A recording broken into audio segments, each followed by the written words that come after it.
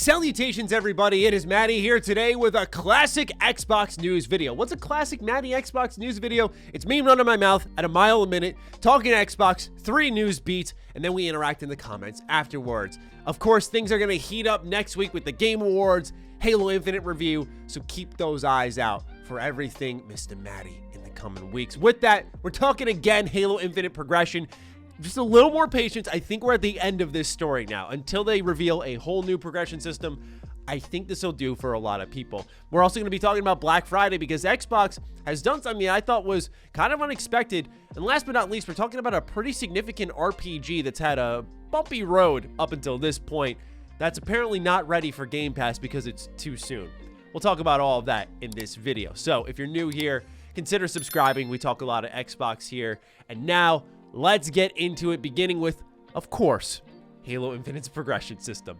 So, as we all know, as I've talked about probably 3 times on the channel so far, the monetization, the events, the progression system, all of it started to mix up together, and it's been bad for Halo Infinite. Now, the game itself is very, very, very good, so that's why there's been a lot of outcry about this. And 343 has heard us loud and clear by putting a band-aid on, changing the weekly challenges for Halo Infinite, making them much easier to accomplish. But then the daily challenges really sucked. There wasn't rewards for winning. There wasn't rewards for playing the objective. None of that existed. So they put yet another band-aid on it, and while it's certainly not perfect, and we'll talk about why, I think it'll do for the time being until much more significant changes are implemented. So let's read some tweets from John Juncek. Did I say his name right? He works at 343 Community Manager. You get the point. Let's read. When we made our initial change to progression, which added daily play one game challenges, updated weekly challenges, and doubled the duration of double XP boosts, we promised that we'd monitor the data and make additional changes if needed. Now it's time to follow up on that. After seeing how XP was earned with those changes, we noticed that players were starting their sessions with slower payouts than we'd like. To address this, we will be increasing the XP payout for the first 6 matches of each day. An outline of this update can be found below. Your first game will net you 300 XP. The second game will net you 200. Then the third will be 200 as well. The 4th, 5th, and 6th game will give you 100 XP. And the 7th game and onward will give you 50 XP each. We believe this increase will help address those slower initial payouts while also benefiting those of you jumping on each and every day. We know many of you want even larger changes, and we're committed to doing so, but those will take time. We made this update based on data and player feedback, and we'll monitor its impact after we push it live tomorrow morning, so it's already live now. As always, keep sharing your feedback. So, every Battle Pass level is 1,000 XP, so if you play 6 matches or so, actually, let me do the math right here. 600, 500, yeah, 6 matches. If you do 6 matches, then you will have your 1,000 XP, so you'll at least level up the Battle Pass once with 100 levels. And I imagine most of us, at least a decent way through, you'll pretty easily finish this Battle Pass. It's practically guaranteed if you stay a consistent player. So that's the good, right? More XP payout, more rewards for those who just want to play the game a little bit each day. My problem is kind of what we talked about at the beginning. There's no payout for if you win. There's no payout for your kill count. There's no payout for capturing objectives. And I find this fascinating because to me, it's as simple as, hey, 50 XP if you captured an objective.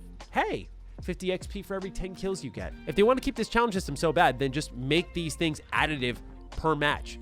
Again, I think at that XP count, we'd speed through it, and 343 is very, very much making it obvious they don't want you to fly through this Battle Pass, okay? They want you to progress, and I think the progression is there because we're getting at least 1 Battle Pass level.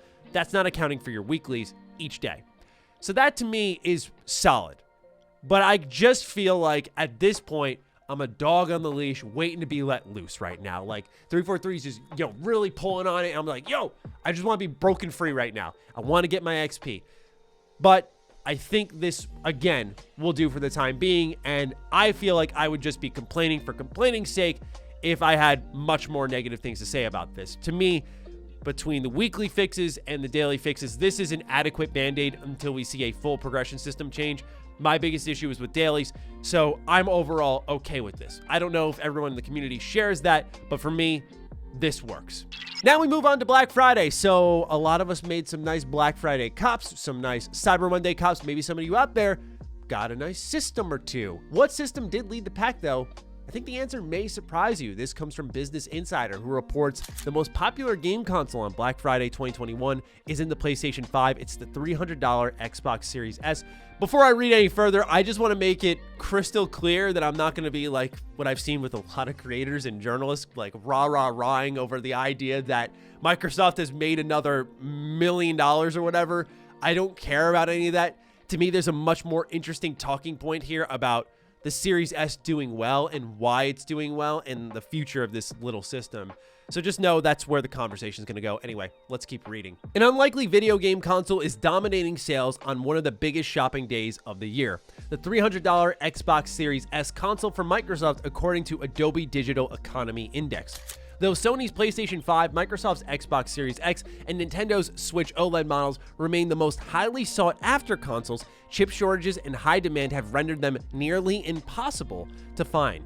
The Xbox Series S, on the other hand, is readily available at a variety of retailers right now, from GameStop to Best Buy. Among the over 1 trillion visits to US retail sites measured by Adobe, the Xbox Series S was among the top-selling items thus far for Black Friday 2021. So the Series S success here on Black Friday seems to be, I would imagine, part of the Series X and the PlayStation 5 not being easy to find. But to me, that's very opportunistic of Xbox, and that's the idea of the Series S. That's the idea of Xbox All Access. That's the idea of Game Pass, is this ease of access, this high ceiling for low value type of deal that you can buy into pretty easily, pretty compulsively at that. And I know not everyone was opting into, say, that Xbox All Access program where you'd be paying monthly, but still, I think $300 with tax and everything, shipping, all that stuff, is probably easier to digest for someone's wallet than, say, $500, $600, nearing $700 when we're talking about the Series X, the Series S. And of course, the Switch OLED is in, I'd imagine, that pretty happy medium. But all of these systems are relatively tough to find. So the Series S sort of comes out of the grave and goes, all right, I'm right here, ready to be purchased. And when Xbox is launching a ton of stuff in the holiday period, it's a really interesting strategic maneuver that has worked out very powerfully in their favor. I know, crazy concept. Releasing stuff in the holiday period for Xbox has worked out really well. It's crazy what happens when they release games. Yeah, so they're dominating Black Friday with the Series S. I think that value there is speaking to a lot of people. I think as we move into more of a digital age, the Series S is going to be a great component to getting into the Xbox ecosystem. If you're not a PC owner and you want to go all in on Xbox, the Series S is, as many people have said before, the Game Pass machine. That's what it is for a lot of people. What are the day one cops? Of course, we're going to have the exclusives for Xbox be there. But what beyond that are they going to invest in? And people just go onto Xbox for that stuff. Otherwise, they're going to PlayStation for everything else. And Xbox is fine with that because their goal is to grow Game Pass as their main platform. That's its own thing. It's doing very well. So congrats to Xbox on the Series S success. And let me know in the comments if you ended up getting a Series S yourself and if you're enjoying it. This last bit of news we'll probably talk about a second time if we do a Cyberpunk video soon. But this cracked me the hell up, man. Look, I really, really like Cyberpunk 2077, but CD Projekt Red has their head up their ass with this one. So the title of the article reads, Cyberpunk 2077 is not coming to Xbox Game Pass anytime soon. If you're a Defining Duke listener, you'll know that I've been saying for a while, like, I'm putting my finger on the calendar, like, we're gonna get with the next-gen update, Cyberpunk in Game Pass. It's gotta happen. And now we've already seen it go down to $10. You can buy it for $10 just a year later. That's a steep drop-off, especially when you look at the likes of Nintendo, where it's significant when you see Breath of the Wild going for $40, and that was a friggin' launch game with an insane attach rate. Like, there's a luxury to that, but there's none when it comes to Cyberpunk, because it had amazing pre-orders, but its sales afterwards completely plummeted. So you'd think Game Pass makes a lot of sense when they need to earn back consumer goodwill. But it seems like they plan on trying to sell it to you again. That's very clear. So let's read what CD Projekt Red had to say. It's, quote, way too early, end quote, for Cyberpunk 2077 to come to Xbox Game Pass, according to CD Projekt Red management. Speaking as part of the company's latest earnings briefing, President Adam Kaczynski said the studio takes every business opportunity under consideration for its games, and this includes Game Pass. However, Game Pass doesn't make sense for Cyberpunk 2077 at this stage of its life cycle, the executive says. Quote, we always consider any business opportunity, but this kind of subscription model is good at a certain moment of the life cycle of the product, so not too early, end quote, Kaczynski said, as reported by VGC. Quote, we have to weigh the benefit and cost each time, so we have to compare it to sales, so it's a decision based on data. It's way too early for Cyberpunk, end quote, Kaczynski said. All right, so they see numbers that I have no idea about. So at the end of the day, I'm just a guy on YouTube running his mouth. But with that all said, anecdotally speaking, I think it would do Cyberpunk and especially CD Projekt Red a lot of good if with the announcement of here's our DLC, here's our next gen update, and you can download it now on Game Pass. You don't even got to pay for it if you're a part of the Xbox ecosystem, if you're a part of the PC ecosystem. You can just download it, try it for yourself. Word of mouth is really what led to the complete downfall of CD Projekt Red, right? It started with the bugs, the glitches, the status of the launch product for Cyberpunk 2077. And then as people talked and shared their experience because they were buying in, some just buying in to see what was this train wreck all about, the same thing could pull them right up from the grave and say like, hey, this is actually good. You should download it and at least try it and maybe buy the DLC afterwards if you like it enough. That's the thing, like we're designed to be entertained, CD Projekt Red. Make that entertainment a little more accessible. I find it shocking that they're saying that it doesn't work for early parts of the release of certain products, because I look at something like Outriders, which I think wouldn't have had a sniff of success if not for Game Pass. I look at MLB The Show, which absolutely dominated, had one of its best years, the best player count for a sports game ever on Xbox, and it launched day one in Game Pass. I mean, you know, what data are they looking at? To me, it's probably sales. They're like, damn, you remember before launch when they were projected to make about 25 to 30 million sales in about a year or two? That number has probably decreased a ton, and they're thinking to themselves, well, based off the data here, we've only sold 15 million, 10 million copies, somewhere in that range, I'd imagine. If we have a really good relaunch, people will buy it, and we'll sell double that.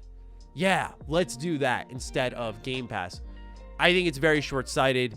And ultimately, while, again, I'm just a dude on YouTube talking about how I think they should put it on Game Pass, I'm not even talking from a value standpoint. Like, I paid for Cyberpunk, and happily so. I had a pretty good experience with it. So I know I'm very much alone on that. I have no issue saying it.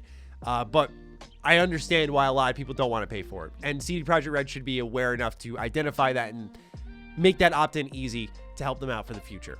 Because I think the ceiling is very high for Cyberpunk, and that's why expansions, DLC, spin-offs, books, of course we know we're getting the Edge Runners anime, like that type of stuff can build your brand and monetize it in different ways. It doesn't just have to be through the game. To me, it just reads very one track, at least from what I'm seeing here. So we'll see in due time what they plan on doing with it, because it's also possible that Cyberpunk 2077, they don't want to let you know right now here in December that, yeah, we're going to be dropping the next-gen update on Game Pass day one, right? They'll probably want to make that a surprise announcement. And I think if Microsoft ponied up enough, CD Projekt Red would do it. It would make a lot of sense if it outweighed the sales that they think they're going to get here. And of course, with it coming in early 2022, they're going to be competing against a ton of other games. So again, I think it's very short-sighted. I think it's very much narrow point of view, tunnel vision. But we'll see. Maybe I'm wrong and this game ends up having a tremendous bounce back in the public eye. I would love to see that as someone who really likes the game.